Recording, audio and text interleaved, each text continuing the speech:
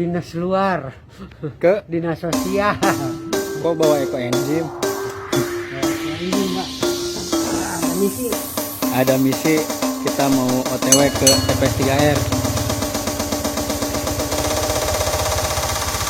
3R sekarang sudah jadi nih, keren kan? TPS 3R Baraya Runtah, KSM Sahabat Lingkungan.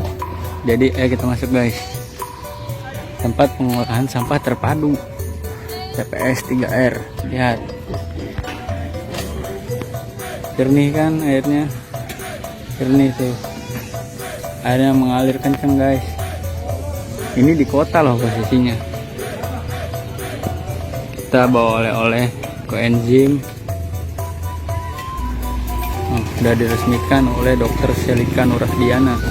Ini loh TPS 3R, bekerja sama dengan Nestle, Citarum Harum, Juara, KSM Sahabat Lingkungan, dan Dinas. Tuh, ini tempat pemilahan sampah, tapi tidak seperti tempat pemilahan sampah pada umumnya. Cuman yang mungkin namanya kayak ini ya besar. Jadi mungkin nggak bisa nyarinya dari pos panen. Aku cocok tuh lah. Dan itu juga tahan ya karena itu kan masukin juga nggak gitu. Nah, dia kak, dicarikan lima gara-gara poli terus kak.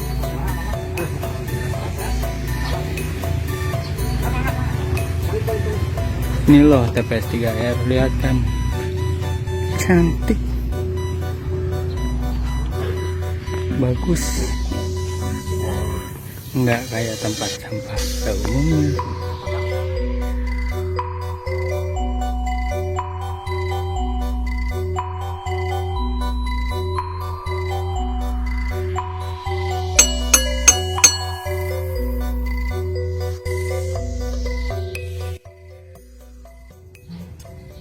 Pengolahan sampah organik itu ada dua, ada yang dia kita sebut dengan konvensional gitu ya. Konvensional itu biasanya sampah datang dicacah, dirubah jadi composting ya, itu yang jadi kompos misalnya begitu. Kemudian yang kedua itu yang kita sebut dengan biokonversi gitu. Jadi mengkonversi, merubah nilai dari sampah yang sudah ada, terutama di sampah organik, kemudian dia bisa berubah wujud menjadi satu hal yang lebih bisa bermanfaat. Ya kalau saya sampaikan teman-teman ke Gertanik dan ke Balahanca sudah tepat gitu, karena sekarang teman-teman di sana sedang mengembangkan konsep-konsep yang saya sebutnya sebenarnya ke biokonversi gitu. Jadi penanganan biokonversi gitu. Jadi maggot, BSF dan sebagainya itu adalah bagian dari biokonversi. Jadi bagaimana kemudian merubah fungsi sampah itu melalui makhluk hidup. Ekoenzim itu juga kan dia prosesnya dari makhluk hidup, dari mikroba kan, mikroba yang sifatnya enzimnya mikroba, kemudian dia menghasilkan proses, nah, akhirnya merubah bentuk awal sehingga kemudian menjadi suatu hal yang lebih memiliki nilai gitu. Jadi, nah kalau kemudian perkembangannya sebenarnya kalau di pengelolaan sampah itu ada yang kita sebut dengan namanya circular economy. Jadi ekonomi berputar. Nah dari mana sih yang disebut dengan ekonomi berputar sebenarnya? Kalau kita sudah mengelola sampah, sebenarnya semua sektor ekonomi itu akan ikut, gitu. Termasuk hubungannya nanti dengan teman-teman di Fakultas Pertanian, gitu. Kalau selama ini kita masih mengkonversi, artinya kita masih menggunakan bahan kimia misalkan begitu ya untuk kegiatan pertanian, baik itu pertanian konvensional, pertanian lahan luas maupun yang pertanian lahan kecil yang kita sebut dengan intensifikasi, lebih kecil begitu ya. Kemudian banyak kita kenal dengan nama urban farming, pertanian perkotaan. Nah itu sebenarnya dari proses-proses pengelolaan sampah ini bisa dikembangkan. Kalau di beberapa desa misalkan yang tergabung dalam forum kita itu mereka sudah mengembangkan konsep dengan kerjasama dengan KWT, misalnya kelompok wanita tani gitu, atau mereka bikin gapoktan, gabungan kelompok petani gitu ya. Karena kan kelompok petani itu tidak hanya di desa, di wilayah perkotaan juga. Kebetulan saya juga ngebina kurang lebih sekitar 35 komunitas pertanian hidroponik begitu. Jadi sangat luas gitu. Dan teman-teman sebenarnya sudah bisa, sudah harus. Dulu senior-seniornya banyak yang wisuda di sini, ngambil skripsinya itu tentang hidroponik, gitu, tentang pertanian organik, terus tentang pemanfaatan kompos untuk bahan pertanian dan sebagainya. Jadi memang ya sudah pas lah kalau teman-teman kerja bareng dengan Getanik nih, kebetulan Mang Aos kan memang fokus dia ke arah sana. Sama sebenarnya dengan kami juga dulu memulai itu sebenarnya lebih condong ke pengelolaan sampah organik. Karena yang banyak dilupakan orang, terkesan bau tapi sebenarnya punya potensi yang besar, bisa dimulai begitu sebenarnya kan. Kalau misalnya di lingkungan kampus, coba aja kita hitung berapa, kalau misalnya kampus sudah dalam kondisi normal, berapa sebenarnya sampah organik yang dihasilkan di lingkungan kampus misalnya gitu kan, jajan cilok dan sebagainya begitu. Nah kita ingin sebenarnya memang embrio-embrio itu tumbuh dari dunia-dunia akademisi, dunia teman-teman mahasiswa gitu kan. Lewat semangat tadi kan, semangat dari Dharma perguruan tingginya kan, pendidikan, penelitian, pengabdian kepada masyarakat. Nah ini di poin akhir pengabdian kepada masyarakat itu kan bagaimana kemudian link match gitu. Jadi linknya sudah ada tapi matching nggak dengan kebutuhan masyarakat. Nah isu-isu yang teman-teman ambil sekarang ini itu sudah tepat dengan isu dan kondisi yang ada di masyarakat sekarang. Jadi sekarang kita mau lihat-lihat tempat pemilahan sampah. Nah, kita masuk ke sebuah bangunan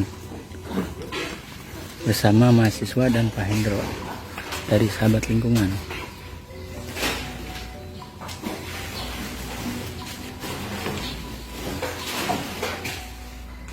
Nah, tadi saya cerita kenapa mazhab kita itu kalau di proses itu nggak pakai fermentasi lagi, gitu ya, nggak pakai fermentasi, karena ini bisa langsung dikasih ke maggot sebenarnya. Ya, kita nggak pernah pisah kan? Jadi mana yang untuk kompos, mana yang untuk maggot itu sama. Ambil dari sini, benar ini.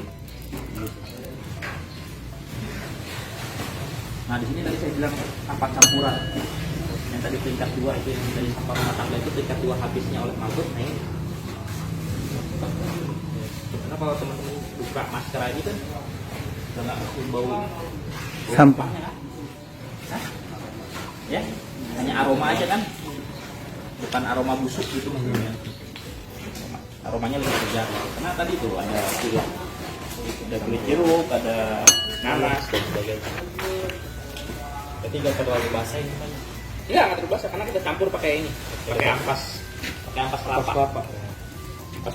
Ampas kelapa itu pertama dia mengandung asam amino, protein juga, karbohidrat juga. Nah, jadi di TPS 3R ini Pak Hendro mempekerjakan sekitar 15 orang karyawan tetap dan 5 orang karyawan tambahan hanya untuk sekedar memilah sampah organik dan anorganik.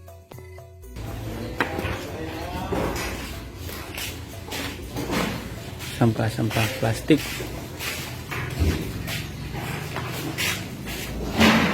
Yang ini pabrik karet, produk plastik dan sebagainya. Nah, ini belakang nanti saya rencana untuk pertanian, untuk peternakan.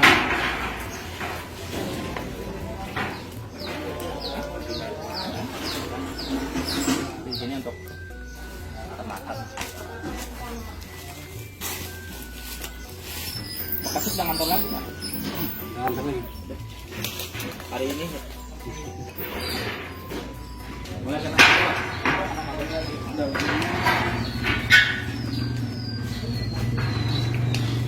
harus semua cukup, yang penting ada tempat gantung. Terus kemudian ini segini berapa kira-kira? Ini menghasilkan setiap hari 2 hari sekali kita panen telur, waktu itu 45 gram.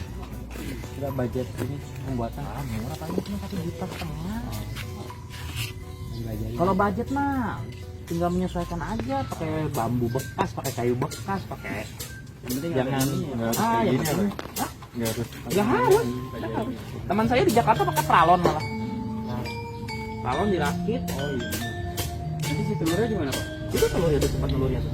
Nah, di kotak-kotak. Nih ya.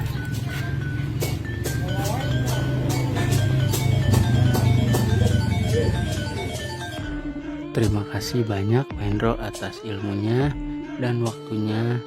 Semoga dengan adanya kegiatan seperti ini menambah banyak penggiat-penggiat lingkungan yang baru di Kerawang khususnya. Amin.